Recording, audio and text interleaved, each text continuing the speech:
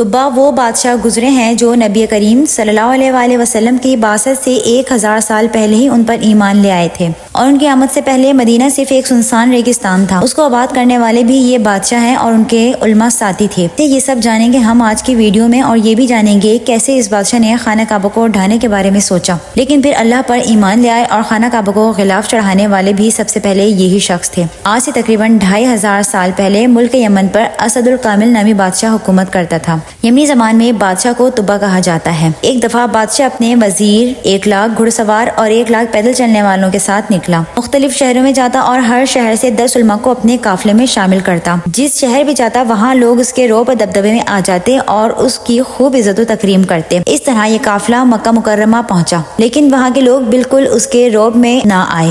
تو اس کو بتایا گیا یہاں ایک عمارت ہے جسے کعبہ کہا جاتا ہے، اس میں لوگ بتوں کی پوجا کرتے تھے اور بہت عزت و تکریم سے نوازتے تھے۔ طبا کو بہت غصہ آیا کہ ان لوگوں نے میرا استقبال نہیں کیا، اور اس نے سوچا کہ میں اس کعبے کی عمارت کو گرا دوں گا، یہاں کے آدمیوں کو قتل کر کے بچوں اور عورتوں کو قیدی بنا لوں گا، اور کعبہ کا نام خروا ہو جائے گا، یعنی ویران جگہ۔ ابھی اس کے دماغ میں یہ بات آئی ہی تھی کہ یہ اللہ کی قدرت سے فوراً شدید سر درد کا شکار ہو گیا، اور اس کی آنکھ، کان، ناک اور منہ سے بدبودار پانی جاری ہو گیا۔ اس کی بو اس قدر خراب تھی کہ کوئی بھی طبا کے پاس ایک لمحہ کو بھی نہ رک سکتا تھا۔ مختلف طبیبوں کو دکھایا گیا، لیکن اس بیماری کی سمجھ کسی کو نہ آئی۔ طبا کی راتوں کی نیند حرام ہو چکی تھی کہ اتنے میں رات کے ایک پہر ایک عالم آیا اور وزیر سے کہا کہ اگر بادشاہ میرے سوالوں کا جواب بالکل صحیح دے دے تو میں اس کا علاج کر سکتا ہوں، اور طبا بادشاہ راضی ہو گیا۔ پھر عالم نے دریافت کیا کہ سچ بولنا کہ کعبہ کے متعلق تم نے کیا سوچا تھا۔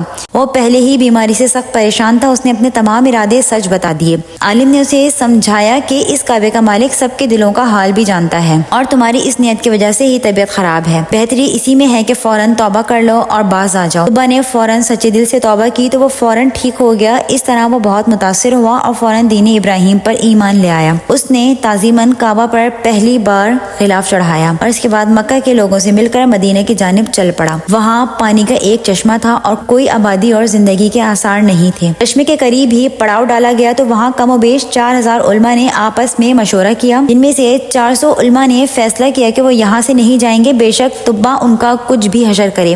طبا کو بڑی حیرانگی ہوئی کہ ایسی کیا بات ہے۔ وزیر سے معلوم کرنے پر پتہ چلا کہ علماء کے مطابق یہاں پر ایک پیغمبر آئیں گے جن کی پیدائش مکہ مکرمہ میں ہوگی، اور وہ ہجرت کر کے مدینہ کو بھی عزت و شرف بخشیں گے۔ وہ نبی برحق ہوں گے اور ان کے علم دین کی روشنی پوری دنیا میں پھیلے گی۔ علماء نے کہا ہم اپنی آخری سانس تک یہاں ان کا انتظار کریں گے۔ طبا نے یہ سنا تو اس نے سوچا میں بھی یہاں 1 سال انتظار کروں گا، شاید مجھے بھی دیدار نبی نصیب ہو جائے۔ بادشاہ نے وہاں قیام کیا اور 400 علماء کے لیے گھر بھی تعمیر کروائے۔ 1 سال انتظار کرنے کے بعد جب جانے کا وقت آیا تو اس نے بارگاہ رسالت میں پیش کرنے کے لیے ایک خط لکھا، جس میں حضرت محمد صلی اللہ علیہ وآلہ وسلم پر اور ان پر نازل ہونے والی کتاب پر اور ان کی شریعت پر ایمان لانے کا اعتراف کیا گیا، جس میں اس نے لکھا کہ اگر میری زندگی میں آپ آ گئے تو آپ کا دیدار ضرور کروں گا، اور اگر یہ سعادت نصیب نہ ہوئی تو روز قیامت آپ میری شفاعت کریں گے، اور اپنی سنہری مہر کے ساتھ یہ خط علماء کے حوالے کر دیا۔